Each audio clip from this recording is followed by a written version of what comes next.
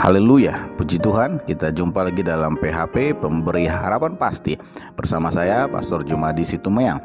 Bapak Ibu yang dikasihi oleh Tuhan, dalam kehidupan kita sehari-hari, kita pasti juga pernah mengambil satu keputusan yang besar dalam kehidupan kita, atau kita pernah mengambil satu keputusan yang sangat rumit dalam kehidupan kita.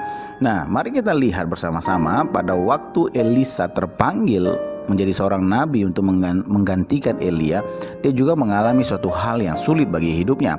Di dalam 1 Raja-Raja 19 ayat yang ke-21, Alkitab berkata begini: setelah Elia pergi dari sana, ia bertemu dengan Elisa bin Safat yang sedang membajak dengan 12 pasang lembu, sedang ia sendiri mengemudikan yang ke-12. Ketika Elia lalu dari dekatnya, ia melemparkan jubahnya kepadanya. Lalu Elisa meninggalkan lembu dan berlari mengikuti Elia. Katanya, biarkan aku mencium ayahku dan ibuku dahulu, lalu akan mengikuti engkau. Jawabnya kepadanya, baiklah, pulanglah dahulu dan ingatlah apa yang telah kau perbuat kepadamu. Lalu berbaliklah ia daripada Elia. Ia mengambil pasangan lembu itu, menyembelihnya dan memasak dagingnya dengan bajak lembu itu sebagai kayu api.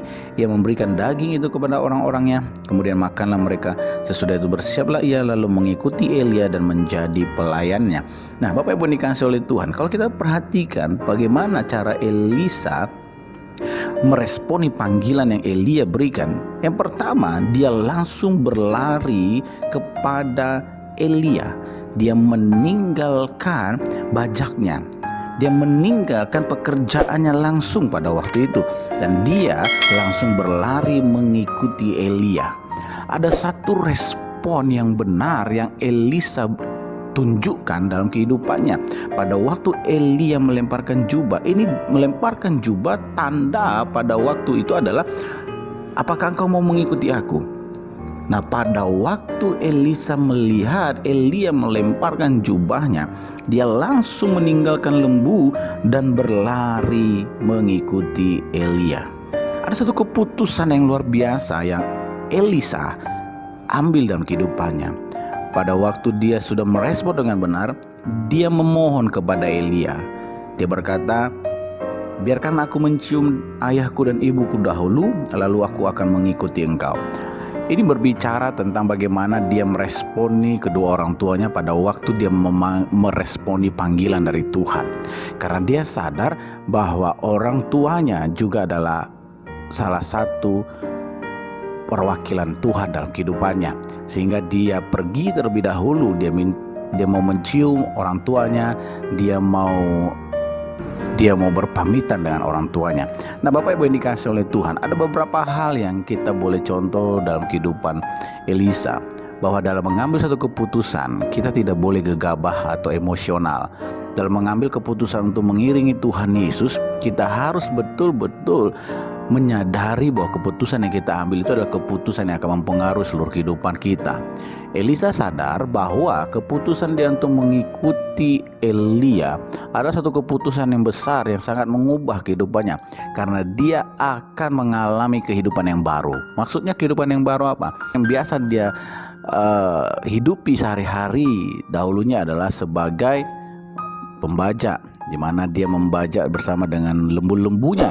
Tapi pada waktu dia mulai meresponi panggilan yang Elia berikan dalam kehidupannya, dia sungguh-sungguh meninggalkan masa lalunya. Dengan bukti apa? Dia meninggalkan masa lalunya, dia membakar atau dia menyembelih lembunya dan membagi-bagikan kepada orang-orangnya.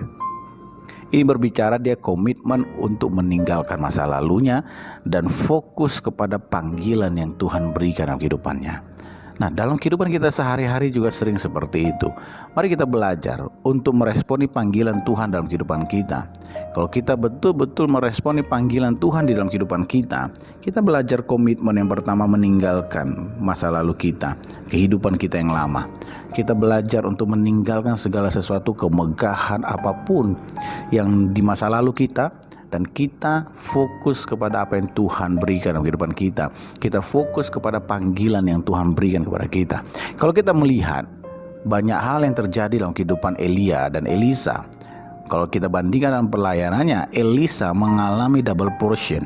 Di dalam pelayanan Elisa banyak mujizat-mujizat yang luar biasa yang Tuhan berikan dalam kehidupannya. Bahkan kalau kita lihat perbandingannya, mujizat yang dilakukan Elia dalam pelayanannya itu lebih sedikit dibanding dengan mujizat yang dilakukan Elisa dalam pelayanannya. Jadi ada pengurapan double portion yang Tuhan berikan kepada Elisa, sehingga kehidupan Elisa itu mengalami perubahan yang sangat drastis. Mari kita belajar sama-sama. Kalau kita meresponi panggilan yang Tuhan berikan dengan benar, saya percaya apa yang sudah kita terima dahulu, Tuhan akan memberikan double portion dalam kehidupan kita. Tuhan akan mengangkat kita lebih daripada yang lalu. Nah, ini harus kita percaya bersama-sama. Saya sungguh percaya bahwa kalau kita meresponi dengan benar panggilan Tuhan, kita komitmen dengan panggilan Tuhan, saya percaya kemuliaan Tuhan bisa turun dalam kehidupan kita, dan kehidupan kita akan mengalami perubahan.